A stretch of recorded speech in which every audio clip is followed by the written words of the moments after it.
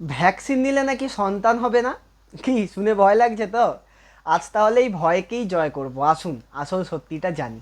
নমস্কার, আমি ফার্মাসিস্ট দীপ্তিময়, আপনার ফার্মাসিস্ট বন্ধু।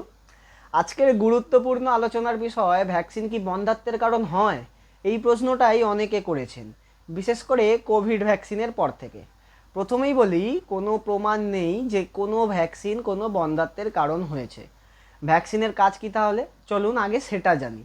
ভ্যাকসিন ব্যাকটেরিয়া বা ভাইরাসের আক্রমণ থেকে শরীরকে রক্ষা করে। যখন ভ্যাকসিন নেওয়া হয় তখন শরীরের ইমিউনিটি সিস্টেম বা রোগ প্রতিরোধক ক্ষমতা অনেক বেড়ে যায়।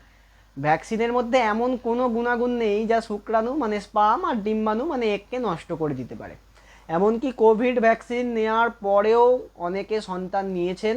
বড় বড় গবেষণায় দেখা গেছে যে টিকা নেওয়া আর বন্ধ্যাত্ব হওয়ার মধ্যে কোনো সম্পর্ক নেই। অনেকে বলছেন যে ভ্যাকসিন নিলে নাকি মেয়েদের পিরিয়ডস বন্ধ হয়ে যাবে, বাচ্চা হবে না। সত্যিটা হলো যে হ্যাঁ, ভ্যাকসিনের কারণে সাময়িকভাবে পিরিয়ডের তারিখ সামান্য এদিক ওদিক হতে পারে, তবে এটি অল্প দিনের জন্য। তার জন্য কোনো বন্ধ্যাত্ব আসে না। ছেলেদের ক্ষেত্রেও ভ্যাকসিন নেওয়া বন্ধ্যাত্বের সমস্যা তৈরি করে না। বিশ্ব স্বাস্থ্য সংস্থা মানে হু, ICMR Indian council of medical research, CDC এমন বড় বড় বিজ্ঞানী সংস্থাগুলো বলছে যে ভ্যাকসিন সম্পূর্ণ নিরাপদ, এতে বন্ধ্যাত্বের কোনো ঝুঁকি নেই। তাহলে ভয় পাবেন না, ভ্যাকসিন আপনার জীবনকে বাঁচায়, আপনার পরিবারকে সুরক্ষিত রাখে। ভুল তথ্য বিশ্বাস করবেন না, বিজ্ঞানকে বিশ্বাস করুন।